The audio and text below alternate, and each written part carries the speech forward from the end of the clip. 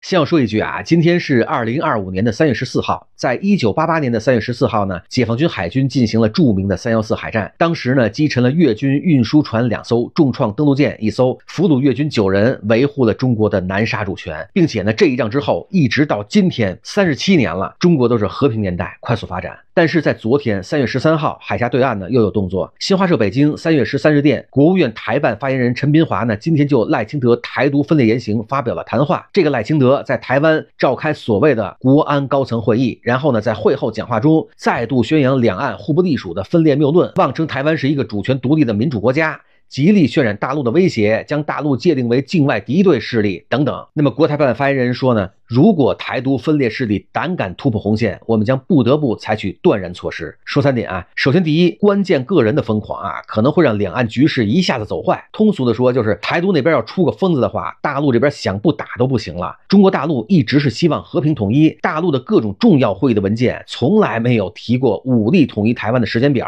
而且是反复表述希望和平统一，绝不放弃和平统一的努力。但是呢，就像国台办发言人所说的，如果台独分裂势力胆敢突破红线，我们将不得不采取断然措施。那么这种可能性现在看是在增加的。咱们大众呢不熟悉历史的话，这2年的新闻总看吧，你看那些冲突方的关键决策人经常是不理智的，像什么菲律宾的马克思、美国的特朗普，甚至是疯狂。要做好台独也出这么一个人物的准备。那么军事上呢要做好相应的准备，如果他真突破你的红线，那就必须要动手了。那么多说一句啊，很多人呢不知道所谓的红线是什么。反分裂国家法第8条，台独分裂势力以任何名义、任何方式造成台湾从中国分裂出去的事实，或者是发生将会导致台湾从中国分裂出去的重大事变，或者是和平统一的可能性完全丧失，这3种情况，国家得采取非和平的方式及其他必要措施，捍卫国家主权和领土完整。那么第二呢，就是军事准备啊，可以从这2年的世界局部战争呢，面对新装备、新技术、新战法，吸取一些经验。比如说啊，已有的战法遭到对方有针对性的破坏，你怎么办？你得有进一步的应对措施。比如说俄军夺占安东诺夫机场，这是俄军典型的战法，一旦他成功的话，乌克兰就斩首了。可是尽管俄军空降兵表现得很出色，但是呢，乌军有所准备，机场被夺占之后，跑道给你破坏了，俄军的作战企图就无法实现了。本来管用的招现在不管用了，怎么办？如果俄军当时能够压制住乌军的增援部队，俄军能够投送野战抢修部队的话，那局面就不一样了。你再比如马里乌波尔也好，巴赫穆特也好，这种城市居民地作战，马里乌波尔的地下坚固工事作战，有没有有效的办法克制对方？那么什么叫有效的办法克制对方？就是说我少死人，我能尽快解决，而不是像俄军那样付出重大的伤亡，旷日持久，惨胜，那种对解放军武统是没有意义的。咱们是跨海作战，咱们不能像俄军那么久拖。所以呢，像这个机器狗、巨身机器人、高性能的人工智能攻击无人机，像这些东西可以帮助解放军呢完成这类作战。再比如美国的一些科技公司，有可能是通过他们的数据库、他们的后台支持台独武装的打击解放军，就像俄乌战场上，